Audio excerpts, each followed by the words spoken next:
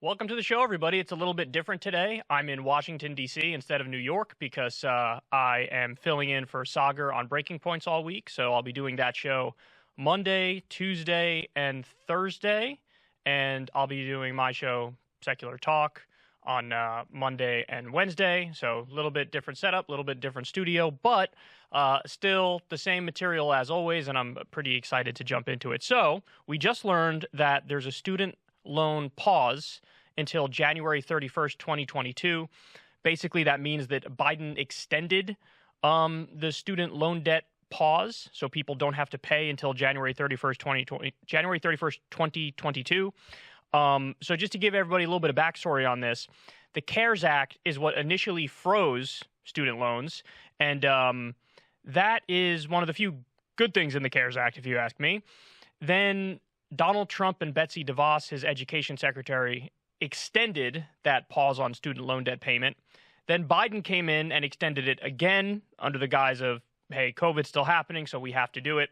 So now Biden is doing it one more time, but they stress that this is actually the final time that they're going to extend it. So I have a quote here from the Education Secretary, Miguel Cardona. He says, quote, "As our nation's economy continues to recover from a deep hole, this final extension will give students and borrowers the time they need to plan for restart and ensure a smooth pathway back to repayment." I find that quote hilarious because they're talking about it as if it's like this very simple, straightforward thing that everybody has the capacity and the ability to do. And as we know, that's just factually wrong. I mean, people are way behind on their payments. And remember, it's $1.7 trillion worth of student loan debt that's owed. And it's basically shackling an entire generation and holding them back. And the quote here is just really smug in that it assumes that, like, well, everybody's going to be okay and everybody's going to be able to afford paying it back as soon as we start repayment, because they say, oh, the economy's great. I don't know what the problem is. Look at the numbers now.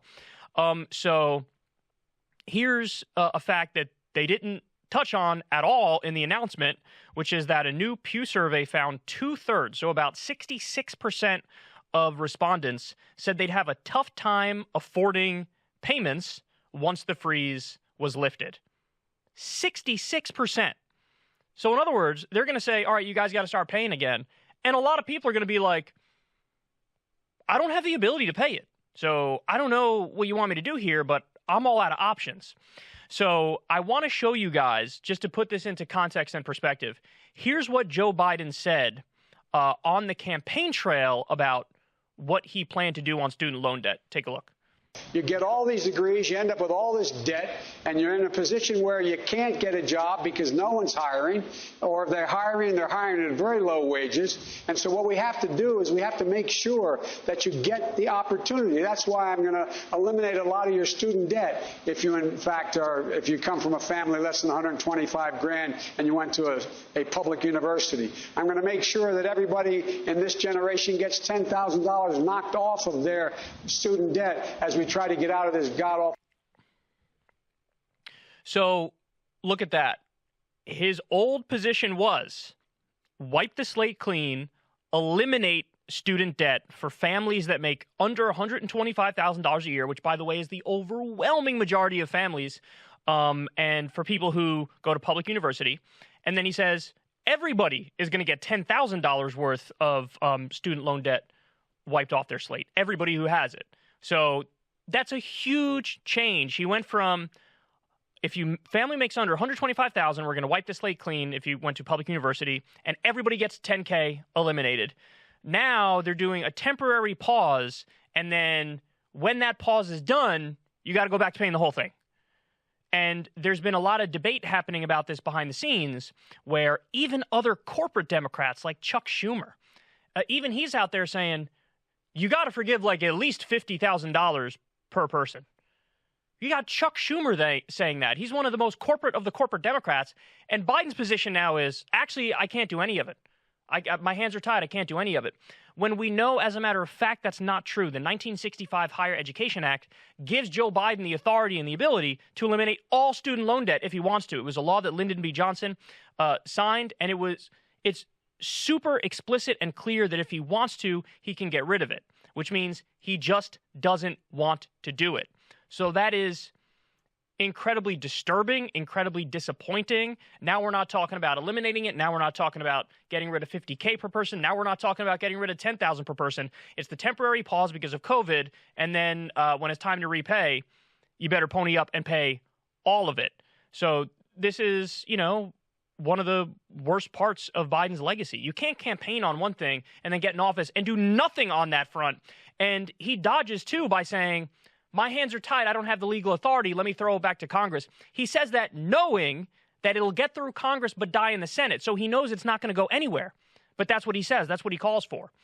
So, again, just to let everybody else know, other developed countries don't have student loan debt in the same way that they don't have medical debt. That's not a thing in other developed countries. And here's a list of countries that have either free or near free college.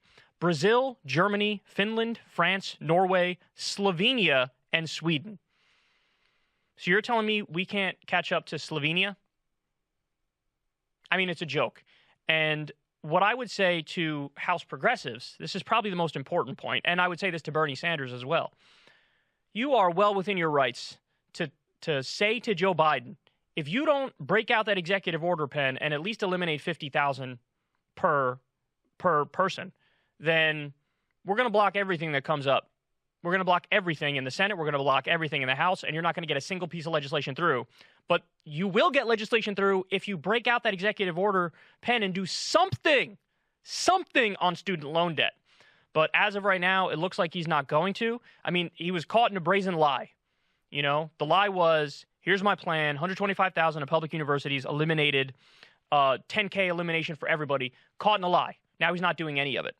And final point is, he actually used his authority under the 1965 Higher Education Act to eliminate the student debt for people who went to scam for-profit colleges.